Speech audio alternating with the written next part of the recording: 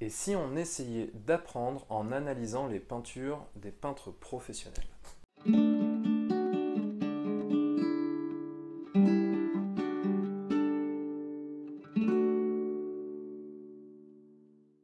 Et salut les copains et bienvenue dans cette nouvelle vidéo. Alors comme je l'annonçais dans la toute petite introduction, aujourd'hui on va aller jeter un œil à une peinture d'un peintre professionnel. Alors tu vas me dire ouais c'est sympa mais en fait si je veux le faire, je peux le faire tout seul, je peux aller sur le compte Instagram et puis je regarde les photos. Oui, c'est vrai, tu peux le faire. Mais la plupart du temps, je trouve qu'on ne prend pas assez le temps d'analyser vraiment les compositions, comment ça a été traité, quelles ont été les couleurs utilisées, quelles ont été finalement les astuces de peintre qui ont été employées pour faire de cette figurine une véritable œuvre d'art. Et là, en fait, c'est ce qu'on va essayer de voir ensemble. Et pour commencer cette série, parce que si ça vous plaît, il y en aura d'autres, donc ça déjà, il faudra me le dire en commentaire.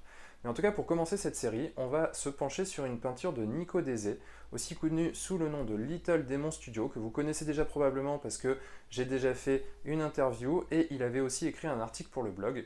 Donc on va aller voir tout de suite sur l'écran de l'ordinateur une de ses peintures et on va tâcher d'analyser ça ensemble. Et donc c'est parti tout de suite, on va regarder le travail de Nico Dese sur donc, une image que j'ai prise sur son site. Bien évidemment, j'ai demandé son autorisation avant. Donc on va voir ça tout de suite, ça se passe majoritairement sur l'écran de l'ordinateur. Alors déjà, la première chose qu'on va regarder, c'est un petit peu la composition de la réalisation. C'est toujours assez intéressant en fait de regarder la composition dans son ensemble pour arriver à comprendre aussi un petit peu ce qui a été fait et ne pas s'attarder uniquement sur la peinture de la figurine en elle-même parce que la composition joue pour beaucoup. Et là, en l'occurrence, déjà, quelque chose qui m'a sauté aux yeux, c'est le positionnement de la figurine. Habituellement, quand on peint, voilà, on a un élément qui est central, et donc puisque c'est l'élément central, justement, on a tendance à dire, on va le mettre au centre. Sauf que là, si on regarde le centre, le milieu à peu près, on est là, hop, voilà, le milieu c'est ici, on voit bien que la pièce principale, qui est celle-ci, est complètement décalée, puisqu'elle est vachement sur la gauche par rapport au centre de la réalisation. Et là, en fait, c'est une règle alors qu'on peut retrouver aussi en photo, qui est la règle des deux tiers. C'est-à-dire que pour que quelque chose soit équilibré, il ne faut pas forcément que ça soit au centre, parce que justement, on n'aime pas trop, l'œil n'aime pas trop la symétrie parfaite. Et donc, du coup, le fait que ça respecte une règle à peu près des deux tiers permet d'avoir un équilibrage qui est plus agréable à l'œil. Typiquement, ici, si on prend les deux tiers, on va faire quelque chose qui est à peu près comme ça. Tchouk. Voilà, c'est à peu près là, ici, et l'autre tiers va être à peu près ici. Oula. À peu près ici. Voilà. Et pareil en hauteur. Alors là, c'est un petit peu compliqué parce qu'il y a une perspective, mais je pense que le premier tiers arrive ici. Décidément. Voilà, le premier tiers arrive ici. Le deuxième tiers arrive à peu près ici. Et donc, du coup, en fait, donc là, ici, bien évidemment, ici, c'est une zone morte. Là en dessous c'est une zone morte, hein. On parle vraiment du milieu de la composition.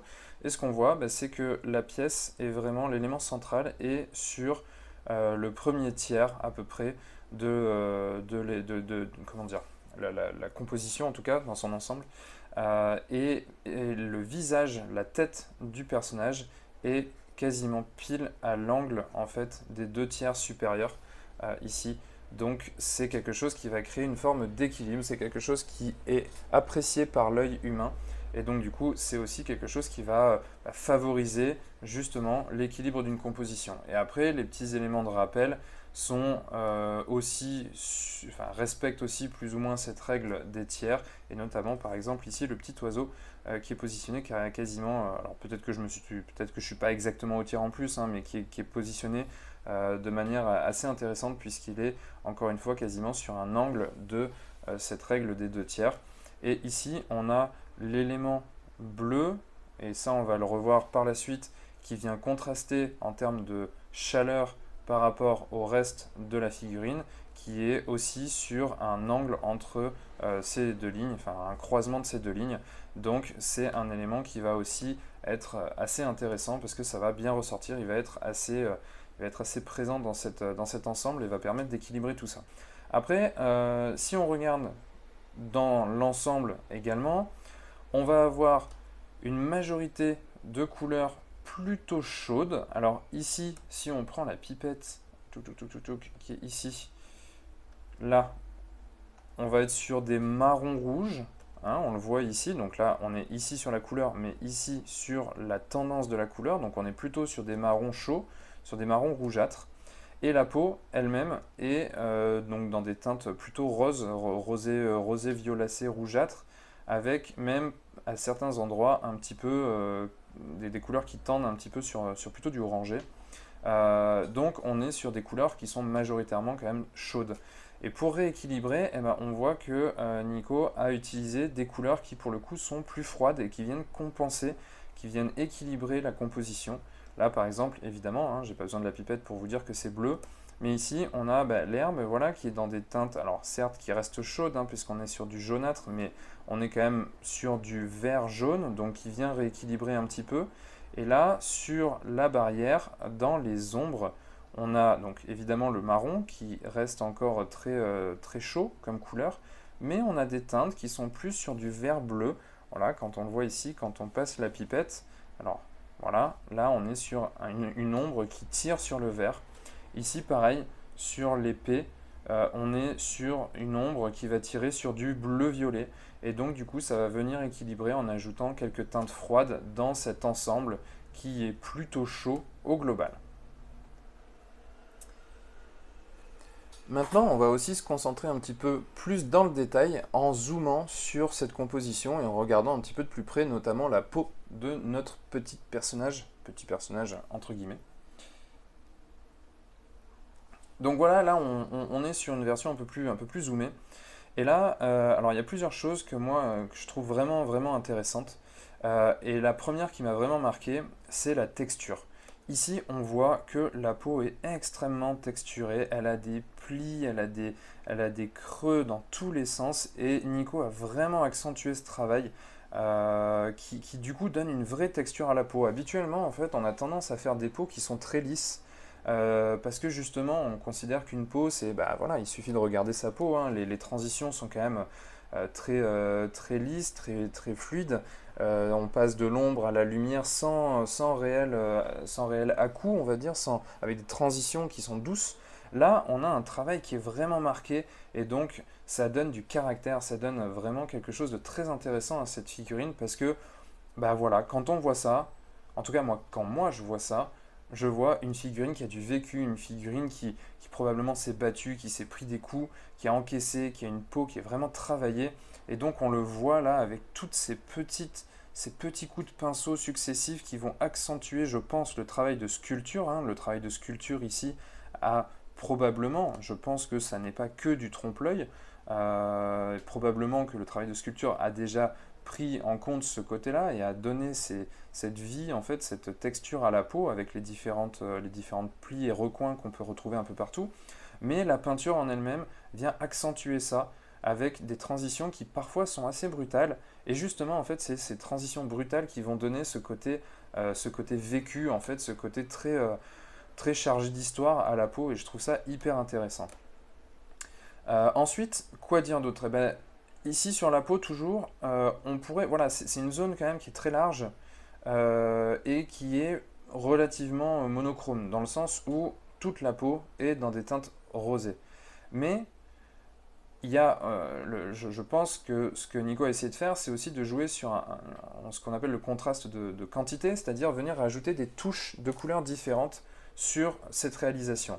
Et ça, c'est hyper important quand on a des zones larges, je pense, parce que si on a une zone large qui est uniquement toujours de la même couleur, et ben finalement, c'est quelque chose qui est un petit peu pénible, qui est un petit peu ennuyeux à l'œil.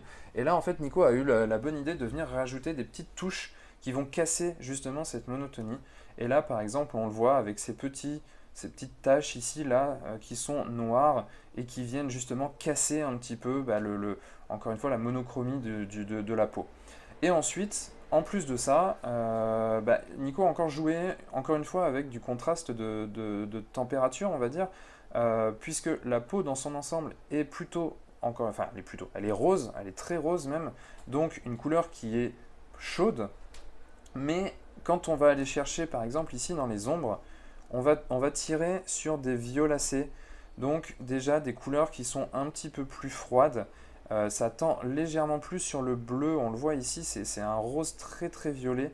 Et donc du coup ça vient rééquilibrer un petit peu ça vient contraster davantage. Voilà, là j'essaie de chercher les ombres, voilà, les ombres les plus fortes qui sont ici, avec vraiment quelque chose qui est très très violacé, donc qui tend vers le bleu, qui tend vers du froid. Là si je vais chercher ici, voilà, on commence vraiment à tendre vers du violet très très bleu.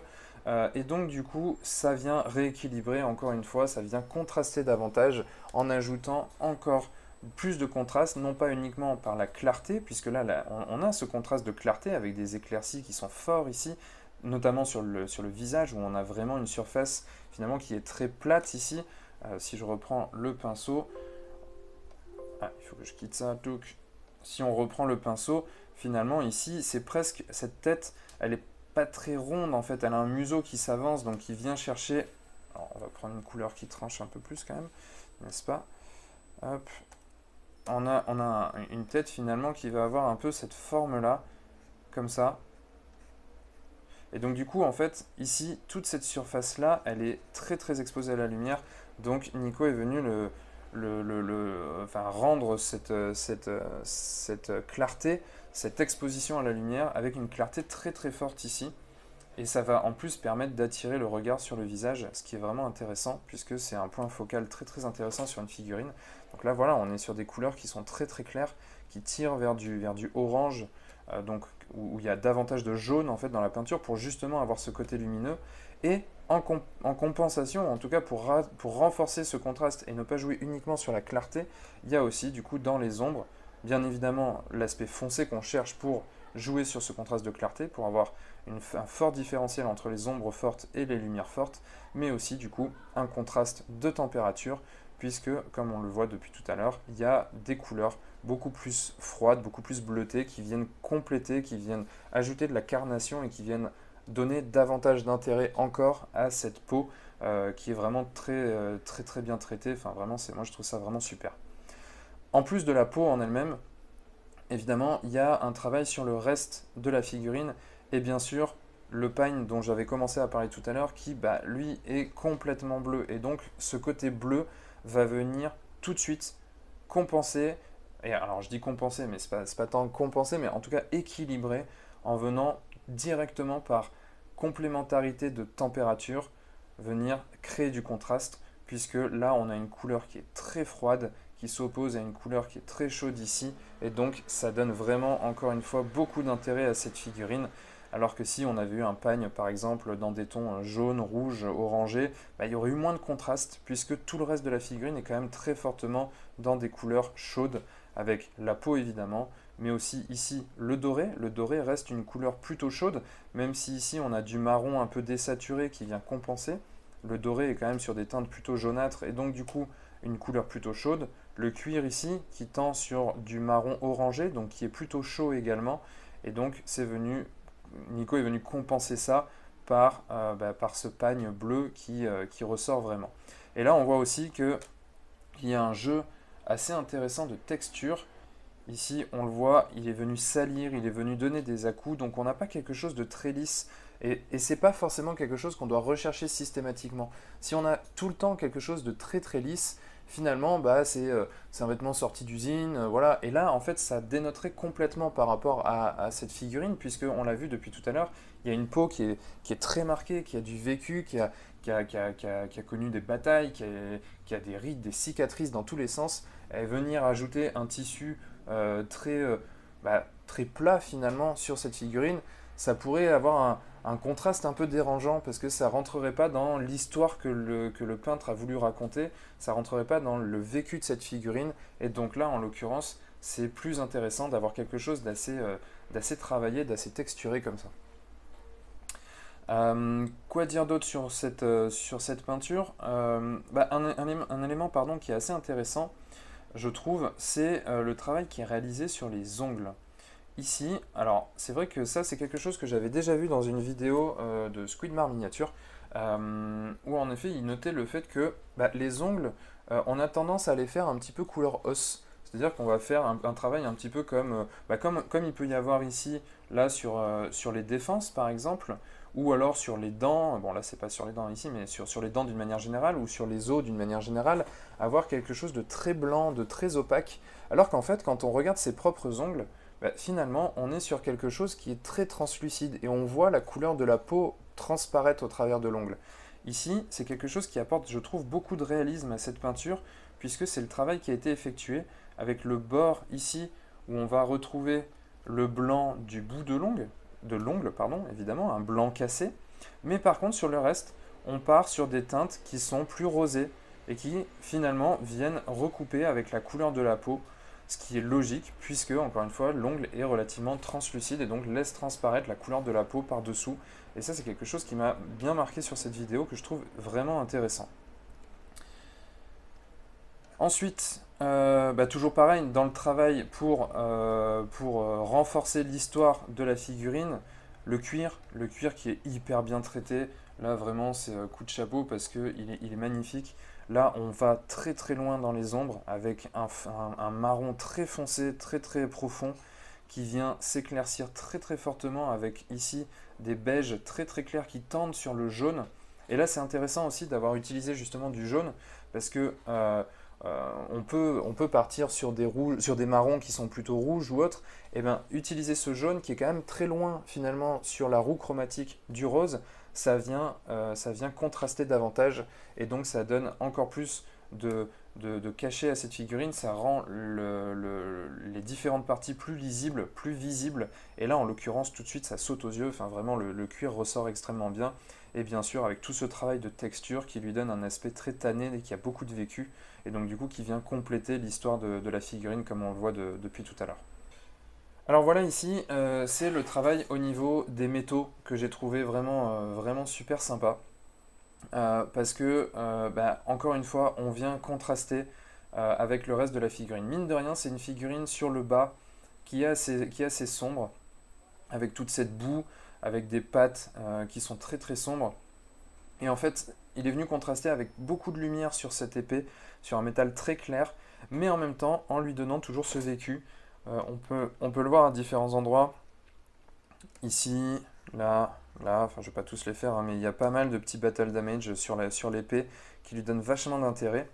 Et en même temps, encore une fois, il y a ce contraste de température, de couleur là, qui vient équilibrer la composition, parce que quand on va dans les ombres, on retrouve, je vous le donne en mille, un violet très bleuté, et donc du coup qui vient rajouter du froid, des couleurs froides à cette composition qui est majoritairement chaude. Et ça c'est vraiment quelque chose que j'ai trouvé très malin, parce que encore une fois ça donne cet équilibre, quelque chose qui est trop saturé, n'importe quoi, quelque chose qui est trop dans les tons chauds systématiquement sur l'ensemble de la figurine, finalement on va avoir assez peu de contraste, et là de jouer justement à la fois sur la clarté en ayant un métal qui est très clair, mais en même temps sur la température avec un métal qui tire sur le bleuté, j'ai trouvé ça très malin parce que du coup ça vient parfaitement équilibrer la composition. On peut le voir aussi ici dans le métal. Et ça, c'est assez intéressant, et c'est pour ça que c'est vraiment intéressant aussi de passer par des outils comme Photoshop ou Paint pour aller analyser un petit peu les peintures, parce que des fois, il y a des teintes qu'on ne perçoit pas. Il y a des petites nuances qu'on ne va pas percevoir à l'œil, mais qui font toute la différence en fait dans la composition. Et là ici, typiquement, je ne l'aurais pas dit, je l'aurais pas trouvé comme ça, mais en fait ce métal, ici, il a des teintes qui sont jaune verdâtre en fait. C'est très léger, ça doit être du glacis peut-être, ou alors juste un petit peu de teinte qui est rajoutée dans le métal. Mais quand on passe, voilà, ici, on est sur quelque chose de plutôt vert. Si on va dans les creux, là, on est sur quelque chose de plutôt bleuté.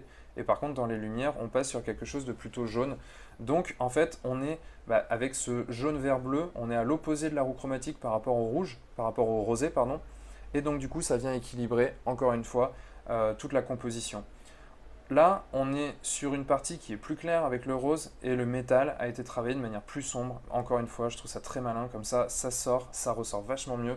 Ça crée du contraste de clarté tout de suite qui est très très intéressant, et encore une fois, qui est couplé à ce contraste de température avec des couleurs qui sont beaucoup plus froides que l'ensemble de la composition, le reste de la composition. La dernière chose, et là c'est encore une fois un gros coup de chapeau parce que vraiment ça donne tout le caractère à la figurine, c'est le travail sur ces plaques de protection, là ici. Parce que sur l'ensemble, étant donné que là on a une pièce qui est quand même très métallique, il aurait pu partir assez simplement, assez facilement sur quelque chose de métallique aussi. C'est pas ce qu'il a fait.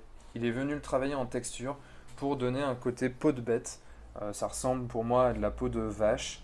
Et franchement, c'est hyper malin et encore une fois super bien réalisé. Là, on voit le boulot avec tout ce travail de texture. On voit les centaines de coups de pinceau qui sont donnés pour donner justement cette texture de poil à cette pièce. Et là, vraiment, c'est, encore une fois, hein, c'est vraiment un rendu super sympa et qui vient contraster parce que justement, la peau est très lisse. Finalement, cette peau ici, voilà, il y a zéro poil, quoi. On est sur de l'imberbe parfait, là. Et bien justement, ça vient rajouter une texture qui est hyper intéressante et qui vient contraster avec le lisse de la peau, le lisse du tissu. Là, pouf, ça ressort et ça donne vachement d'intérêt à cette plaque qui pourrait passer inaperçue. Et ben non, c'est un détail qui fait vraiment la différence. Donc, encore une fois, chapeau l'artiste parce que la réalisation complète de cette pièce est vraiment magnifique. Et voilà, cette vidéo est terminée, donc j'espère qu'elle t'aura plu, j'espère que tu y auras appris quelque chose. Comme c'est un nouveau format comme d'habitude, n'hésite pas en commentaire à me dire si ça t'intéresse, que j'en fasse d'autres ou non. Si oui, ce sera avec plaisir parce que c'est quelque chose, c'est un exercice que je trouve très intéressant, pour moi y compris, parce que j'apprends systématiquement des choses et c'est vraiment quelque chose que j'essaye de faire le plus régulièrement possible. Donc n'hésite pas à me dire en commentaire si le format te plaît. En tout cas, si la vidéo t'a plu, n'hésite pas non plus à lâcher le petit pouce, à partager et à aller sur le blog où j'y ai toujours le petit guide du débutant en téléchargement gratuit. Maintenant, il ne me reste plus qu'à te dire au revoir, à bientôt, et surtout, n'oublie pas de mettre des couleurs dans ta vie. Ciao!